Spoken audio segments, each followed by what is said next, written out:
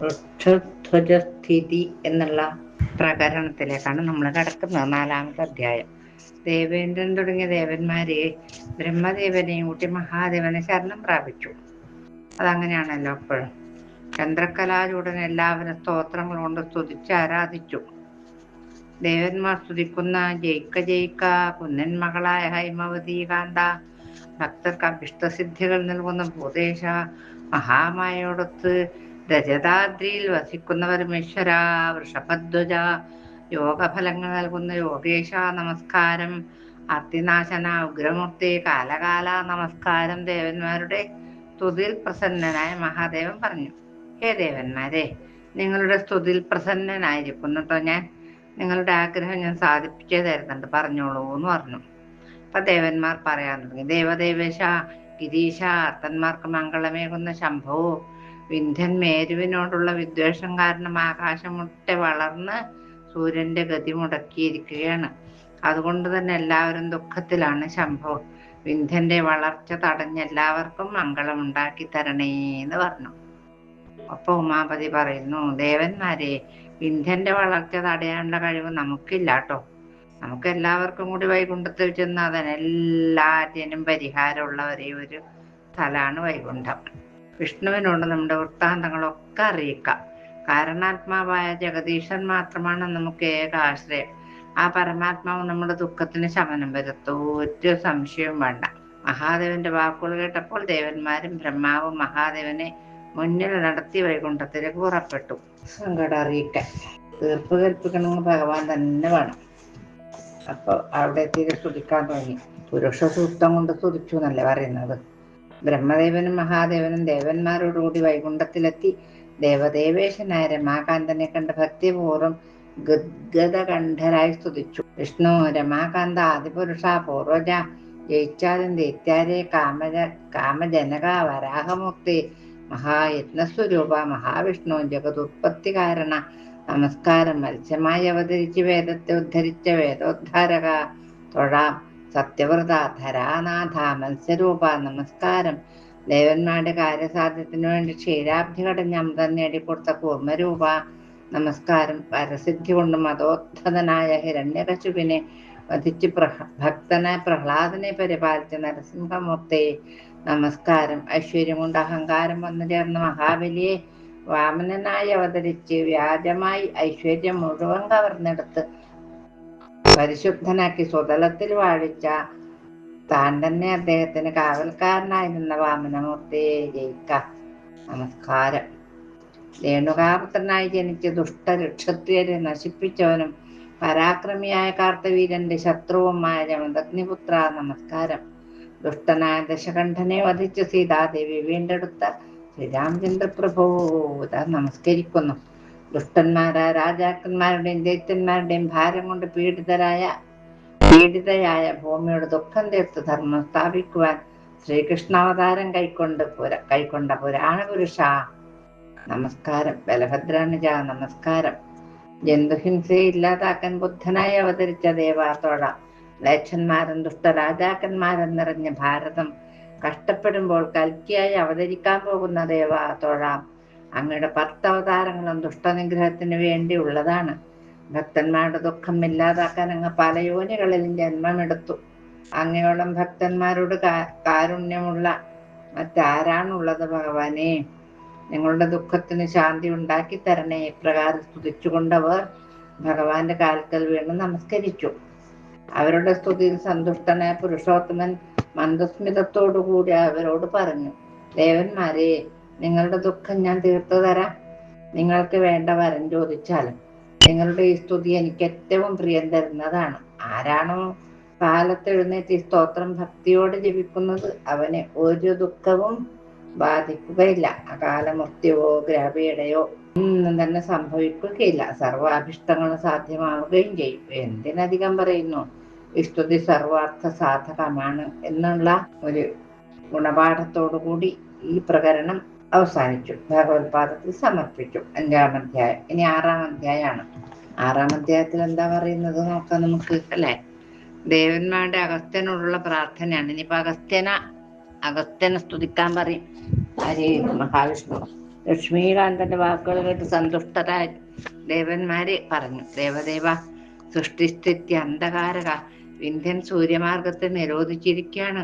ആദിത്യന്റെ മാർഗം തടഞ്ഞതിനാൽ ഞങ്ങൾക്ക് യജ്ഞാംശങ്ങളൊന്നും തന്നെ കിട്ടുന്നില്ല എന്ന് പറഞ്ഞു. ഭഗവാൻ അരുളി ചെയ്തു, ലോകത്തിന് മുഴുവൻ മാതൃരൂപിണിയായി വസിക്കുന്ന ജഗദംബയുടെ പരമഭക്തനായ അഗസ്ത്യ മഹർഷി പുണ്യസ്ഥലമായ കാശിയിൽ താമസിക്കുന്നുണ്ട്. വിന്ധ്യന്റെ തേജസ്സിനെ അടക്കാൻ ആ ഋഷീശ്വരന് കഴിവുണ്ട്. നിങ്ങൾ പരിപാവനമായ വാരാണസിയിൽ ചെന്ന് പരമ തേജസ്വിയായ അഗസ്ത്യമുനിയെ പ്രസാദിപ്പിച്ചാൽ നിങ്ങൾക്ക് അഭിഷ്ടങ്ങൾ സാധിച്ചെടുക്കാം എന്ന് പറഞ്ഞു. വിഷ്ണു ഭഗവാന്റെ നിർദ്ദേശമനുസരിച്ച് ദേവന്മാർ വിഷ്ണുവിനെ നമസ്കരിച്ചതിന് ശേഷം ശ്രേഷ്ഠമായ കാശിയിലെത്തി. എന്നിട്ടോ അവിടെ മണികർണികയിൽ സ്നാനം ചെയ്ത് ഭക്തിയോടുകൂടി പിതൃതർപ്പണം ചെയ്ത് അഗസ്ത്യമുനിയുടെ പുണ്യാശ്രമത്തിലെത്തി. ആ ആശ്രമോപാന്തത്തിൽ ക്രൂരമൃഗങ്ങൾ പോലും തമ്മിൽ സ്നേഹത്തോടെ വർത്തിക്കുന്നത് അവർ കണ്ടു. അവിടെ ഒന്നും പരസ്പര വിദ്വേഷമില്ല. പാമ്പും കീരിയും കൂട്ടുകൂടി രസിച്ചു കളിക്കുന്നു. സിംഹം മാനിന്റെ സമീപം യാതൊരു പരിഭ്രമമില്ലാതെ നിൽക്കുന്നു. മയില് നൃത്തം വെക്കുന്നു. പണ്ടാരക്കോഴികളും ചക്രവാക പക്ഷികളും അരയന്നവും വിഹരിക്കുന്ന അഗസ്ത്യമുനിയുടെ പർണശാലയിലേക്ക് അവർ പ്രവേശിച്ചു. മഹാത്മാവായ മുനീന്ദ്രനെ അവർ സ്തുതിച്ച് നമസ്കരിച്ചു. കാര്യം കാണാൻ ദേവന്മാരെന്തും ചെയ്യും. മുനിശ്രേഷ്ഠ, ജയിക്ക ജയിക്ക, കുംഭയോനെ, ലോപാമുദ്രാവതെ, മിത്രാവരുണ സംഭവ. അപ്പോഴത്തേക്ക് ഇടുന്നീ വാക്കുകളൊക്കെ കിട്ടുന്നാവും. ഞങ്ങൾ നമസ്കരിക്കുന്നു. രാമചന്ദ്രപ്രിയ, തൊഴാം. അഗസ്ത്യ ശാസ്ത്രയോനെ നമസ്കാരം. ആര് ഉദിക്കുമ്പോൾ തോയരാശികളെല്ലാം വെട്ടിത്തിളങ്ങി മിന്നുന്നുവോ ആ മഹാശയനെ കൂപ്പുന്നു. അഗസ്ത്യപുഷ്പം വിരിയിപ്പിക്കുന്നവനെ, രാമന് മന്ത്രോപദേശം കൊടുത്തവനെ, ഗുണരാശി, അങ്ങേക്ക് നമസ്കാരം. ഇതാ ഞങ്ങൾ അങ്ങേ ശരണം പ്രാപിക്കുന്നു. ഞങ്ങൾ കരുണ കാണിക്കണേ, ഒരു സങ്കടവുമായി വന്നിരിക്കുകയാണ് ഞങ്ങള് എന്ന് പറഞ്ഞു. അപ്പൊ വിന്ധ്യനെ കൊണ്ട് ഞങ്ങൾ ബുദ്ധിമുട്ടിയിരിക്കുകയാണ് ഭഗവാനെ. മുനിശ്രേഷ്ഠ, ദേവന്മാരുടെ സ്തുതി കേട്ട് പ്രസന്നനായ അഗസ്ത്യ മഹർഷി പുഞ്ചിരിയോടുകൂടി ചോദിച്ചു, ദേവന്മാരെ, നിങ്ങൾ 3 ലോകത്തിന്റെയും അധിപന്മാരാണ്. അനുഗ്രഹത്തിന് ശക്തിയുള്ളവരാണ്. വജ്രായുധവും അമരാധിപനുമായ അങ്ങയുടെ മുമ്പിൽ അഷ്ടസിദ്ധികൾ അടിപണിഞ്ഞു നിൽക്കുകയാണ്. കവ്യങ്ങൾ വഹിക്കുന്ന വൈശ്വാനരാഗ്നി ദേവന്മാരുടെ മുഖമാണ്. ആ അഗ്നിക്ക് അസാധ്യമായിട്ട് എന്താണുള്ളത്? സർവകർമ്മ സാക്ഷിയ സൂര്യഭഗവാന് സാധിക്കാത്തതായിട്ട് ഒരു കാര്യവും ഇല്ലല്ലോ. എന്നാലും എന്നെ മുൻനിർത്തിയാണ് കാര്യം സാധിക്കേണ്ടതെങ്കിൽ ഞാൻ എന്താണ് നിങ്ങൾക്ക് ചെയ്തു തരേണ്ടതെന്ന് പറഞ്ഞാൽ മതി എന്ന് പറഞ്ഞു. അപ്പൊ അഗസ്ത്യൻ ഇങ്ങനെ പറഞ്ഞ സമയത്ത് ദേവന്മാര് പറഞ്ഞു, വിന്ധ്യൻ സൂര്യപഥം നിരോധിച്ചിരിക്കുകയാണ് മഹർഷി. 3 ലോകവും ജീവസില്ലാതെ വലഞ്ഞിരിക്കുകയാണ്. അങ്ങയുടെ തപശക്തി കൊണ്ട് അതിന്റെ ഉയരം കുറക്കണം. അങ്ങയുടെ ഉജ്ജ്വല തേജസ് കൊണ്ട് വിന്ധ്യന്റെ അഹങ്കാരം നശിക്കും. ഈ കാര്യമാണ് അങ്ങ് ഞങ്ങൾക്ക് വേണ്ടി ചെയ്തു തരേണ്ടത് എന്ന് പറഞ്ഞു. അഗസ്ത്യൻ കുറിയ മനുഷ്യനാണ് അഗസ്ത്യൻ. ദേവന്മാരുടെ നിവേദനം കേട്ട് അഗസ്ത്യ മഹർഷി അവരോട് പറഞ്ഞു, നിങ്ങളുടെ കാര്യം ഞാൻ സാധിച്ചു തരുന്നുണ്ട് കേട്ടോ. കുംഭസംഭവൻ ഇപ്രകാരം പറഞ്ഞപ്പോൾ ദേവന്മാർക്ക് സന്തോഷവും സമാധാനവുമായി. മുനിയോട് അനുജ്ഞയും വാങ്ങി ദേവന്മാർ അമരാവതിയിലേക്ക് തിരിച്ചുപോയി. അവർ പോയതിനു ശേഷം അഗസ്ത്യൻ പത്നിയായ ലോപാമുദ്രയോട് പറഞ്ഞു, പ്രിയേ, അനർത്ഥകരമായ ഒരു സംഭവം ഉണ്ടായിട്ടുണ്ട്. വിന്ധ്യൻ ആദിത്യന് മാർഗതടസ്സം സൃഷ്ടിച്ചിരിക്കുന്നു അത്രേ. നല്ലൊരു കാര്യമുണ്ട്. തത്വദർശികളായ മുനിമാർ പണ്ട് പറഞ്ഞിട്ടുണ്ട്, മോക്ഷം ആഗ്രഹിക്കുന്നവർ ഒരു തരത്തിലും കാശി വിട്ടു പോകരുത് എന്ന്. എന്നാൽ കാശിയിൽ വസിക്കുന്ന സജ്ജനങ്ങൾക്ക് എന്തെങ്കിലും വിഘ്നങ്ങൾ സംഭവിക്കാൻ ഇടയുണ്ട്.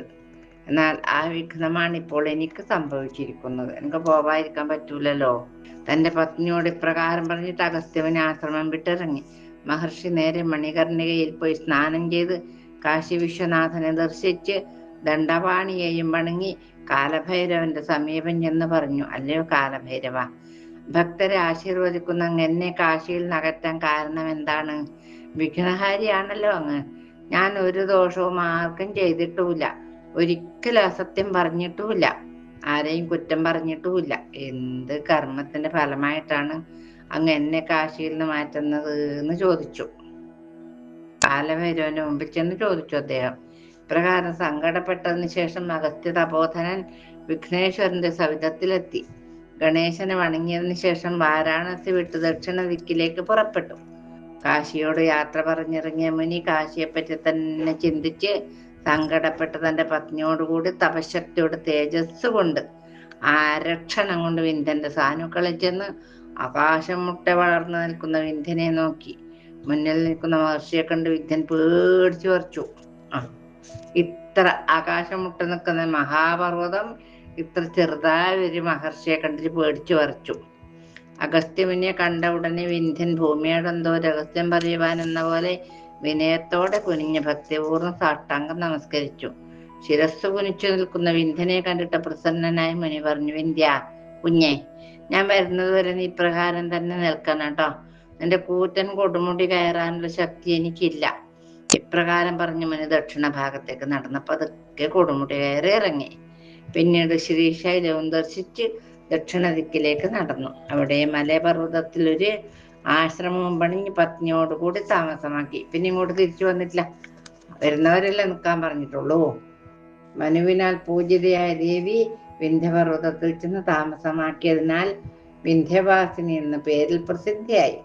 സൂതൻ പറയണു, അഗസ്ത്യന്റെയും വിന്ധ്യന്റെയും പരിപാവനമായ കഥ വളരെയധികം വിശേഷപ്പെട്ടതാണ്. ഇത് കേൾക്കുന്നവരുടെ പാപം നശിക്കും, ശത്രുഭയം ഇല്ലാതാകും. ഈ ചരിത്രം ഒന്ന് കേട്ടാൽ തന്നെ എല്ലാ കാമനകളും സാധിക്കും. ഇപ്രകാരം സ്വയംഭൂമനു ദേവിയെ ആരാധിച്ച് ഭൂമിയിൽ രാജ്യം നേടി മന്വന്തര കാലത്തോളം വാണു എന്ന് പറയണു. ആദ്യ മന്വന്തരത്തിലുള്ള ദേവിയുടെ കഥ ഞാൻ വിസ്തരിച്ച് പറഞ്ഞു തന്നു. ഇത്രയും പറഞ്ഞുകൊണ്ട് ഈ അഗസ്ത്യന്റെ വിന്ധ്യോപാഖ്യാനം എന്ന വിന്ധ്യനെ തടഞ്ഞത് എന്ന ഈ പ്രകരണം ഭഗവത്പാദങ്ങളിൽ സമർപ്പിക്കുകയാണ്. ബാക്കി ഭാഗം നമുക്ക് നാളെ നോക്കാം. കായേന വാചാ മനസേന്ദ്രിയർവാ ബുദ്ധ്യാത്മനാ വാ പ്രകൃതേ സ്വഭാവാത് കരോമി യദ്യൽ സകലം പരസ്മൈ നാരായണായേതി സമർപ്പയാമി.